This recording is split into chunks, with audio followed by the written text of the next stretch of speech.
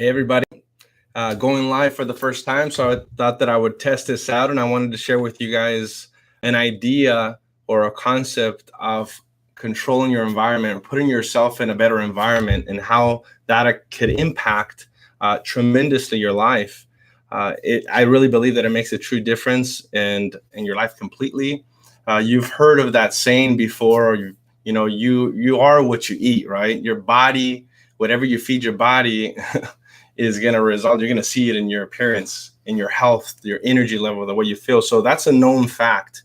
I think that that's a common knowledge type of an idea where everybody knows that if you eat unhealthy, you're going to feel unhealthy and you're going to look unhealthy, and it's going to take a toll on you over the years if you continue to eat bad. So we could all agree that everybody knows that, but that is what I feel that most people are focusing their attention on. They're focusing on the outside by, they're looking at their body constantly. They're comparing themselves. They're looking at those secret diets. They're trying to take shortcuts. They're trying to take these magic pills.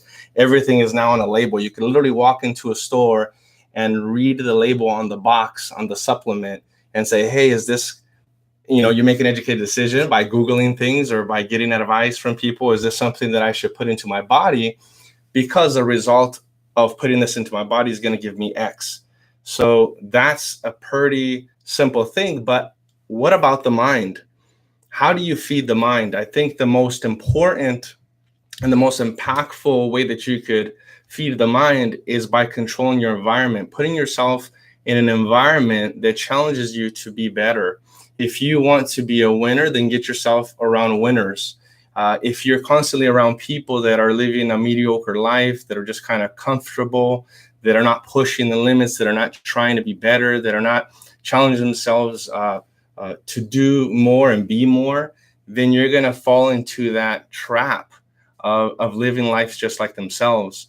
So the fastest way that you could actually start to get better results in many different areas of your life and start thinking bigger and start thinking of more abundance and just all those different things that affect your personality and your day-to-day and your attitudes is by being around people that challenge you to be better, that have or are in winning in certain areas that you want to be winning in.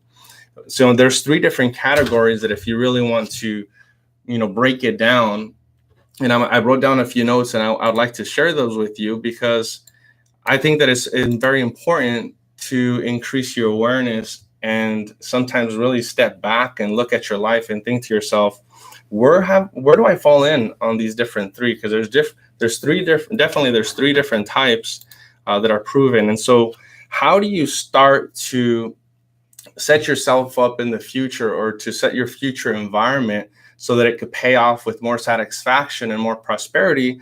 The first place that you start with is by reconditioning yourself for success. That's the number one thing, is to recondition yourself for success.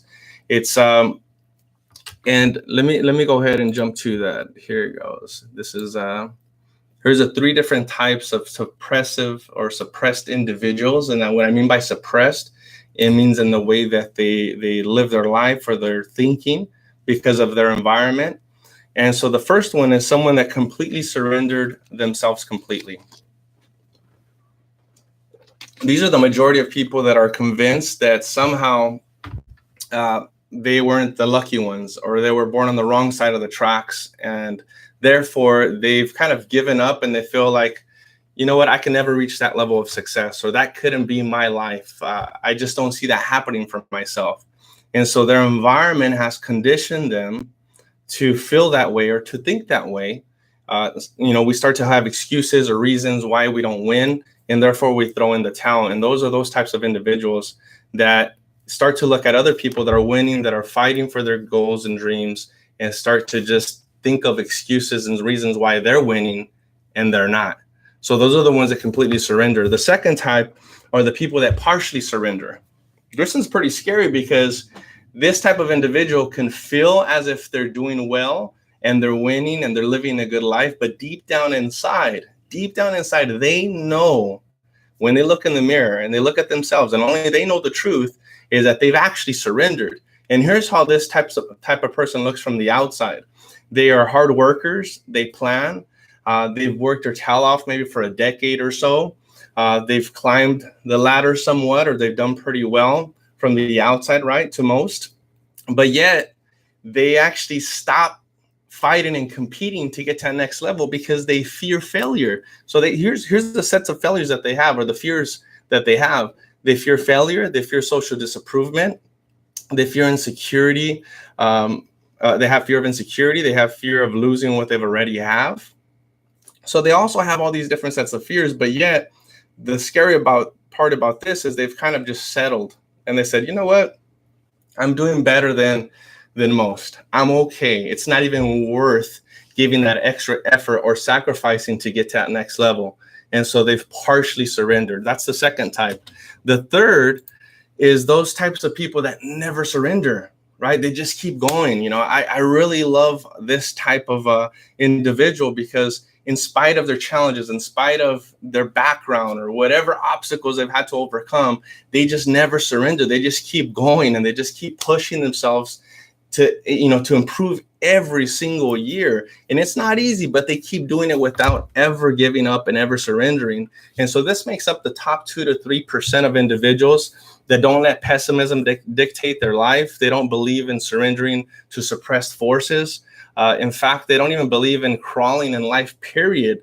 They want to live to their fullest. They want to experience life. They know that where the juicy part of life is when they're getting after it, and they're competing, and they're giving their absolute best, and they're going towards something bigger than themselves. And so this is a pretty powerful position to be in. And let's face it, everybody, including yourself, want to be that type of individual where you're constantly challenging yourself, you're constantly growing, you're constantly getting more or better results, and you're growing year by year. And this right here, to get to that level or to stay in that group, however, is a fight. You have to constantly fight off the suppressive influences of your environment. And therefore, your environment really is that important and that influential in your life. It shows up in your life in how big you think, and your attitude, your personality. It really shows up in your life. So controlling your future environment and putting yourselves in positions constantly around people that inspire you, or that can push you to be better, or that are winning at a higher level than you, is a better place to be than being the best one amongst average people, or people that are shooting down your goals and dreams. So be careful about that. So that's the idea that I wanted to share with you. This was my first live feed here on YouTube. If you found this of value, or if you want to share this, that'd be awesome. I'm going to do my best to continue to share some of these ideas more and more. So we'll see you guys on the next one, and go out there and create your waves. Thank you.